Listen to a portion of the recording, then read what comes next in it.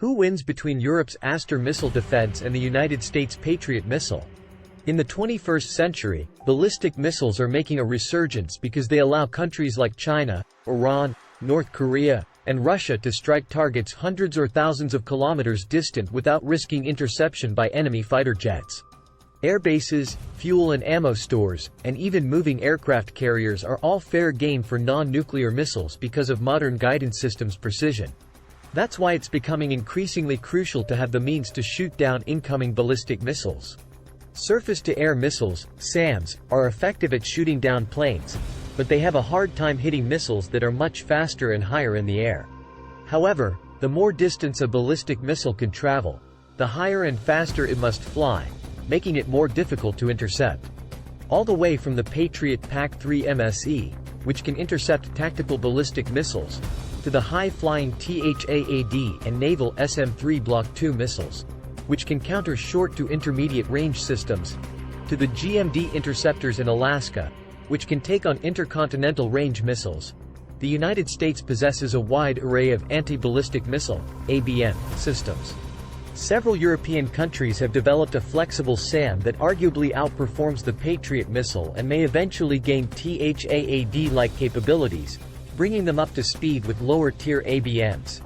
In the 1990s, Eurosam, in cooperation with MBDA and Thales, developed the Aster missile, called after the Greek word for star, to protect naval vessels from hostile aircraft and sea-skimming cruise missiles at close range.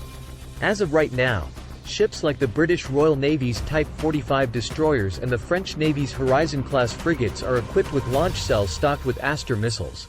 In the 2000s, Eurosam started working on a longer-ranged version of the Aster missile. This new Aster 30 is used to replace the older I-Hawk and Crotale SAMs and is launched on a land-based launcher known as the SAMP-T, French for Surface-to-Air Medium Range, land-based. The most recent Aster 30 Block 1 NT type is capable of intercepting aircraft from a distance of up to 75 miles away and can go fast enough and high enough, up to 65,000 feet, to destroy low-flying drones, cruise missiles, and aircraft in addition to tactical and short-range ballistic missiles. How the SAMP-T air defense missile system works.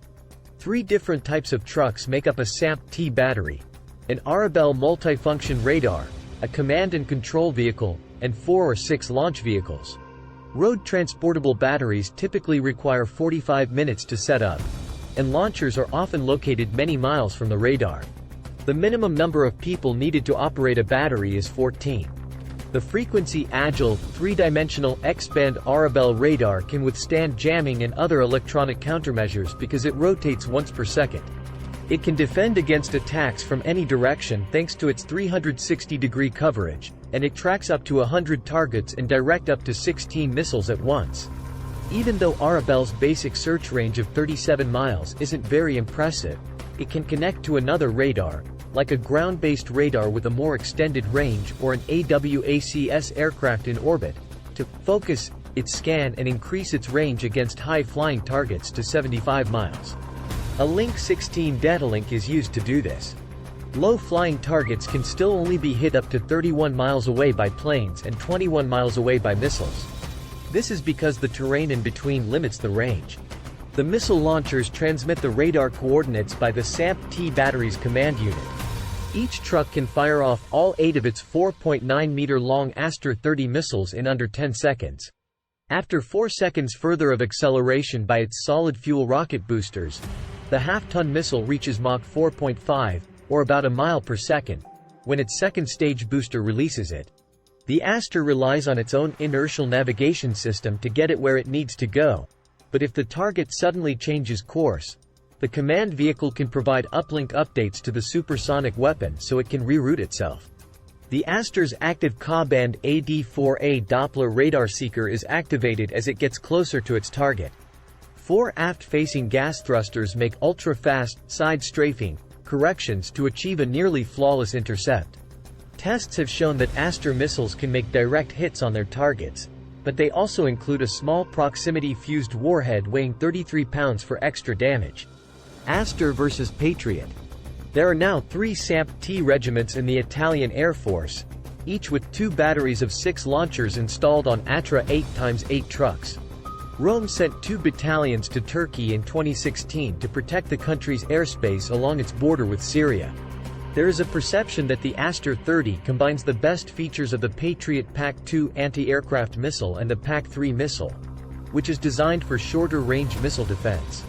One analysis of current air defense missiles found that the SAMP-T was the most cost-effective option, with a battery costing only $500 million and individual Aster 30 missiles costing only $2 million. To put that in perspective, each PAC-2 and PAC-3 battery is estimated to cost between $800 million and $1 billion, with missiles costing an additional $2 or $3 million. On the other hand, the SAMP-T seems to rely more on external radars to see far enough to use its maximum range, and its full engagement range is a little shorter than that of the PAC-2. Already, Romania, Poland, and Sweden considered the SAMP-T but opted to purchase Patriot systems instead. The fact that the latter is combat-tested while the Aster is not may be a consideration. Moreover, these purchasers may perceive that Patriot missiles come with the added benefit of currying favor with Washington, purchasing a security assurance from the United States. The single export order for the SAMP-T has been placed by Singapore, which reportedly got 3 batteries and 300 Aster missiles in 2018 and 2019. The introduction of the Aster missiles into the Singapore Navy service prompted the Singapore Air Force to link its SAMP Terra II with the more powerful American AN, FPS 117 and Swedish Giraffe radars. Therefore, there is widespread agreement that a European version of THAAD is needed and desired, particularly in light of the recent rise of Russian and Iranian military power.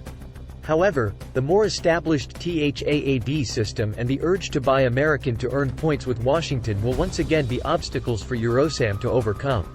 Thanks for watching.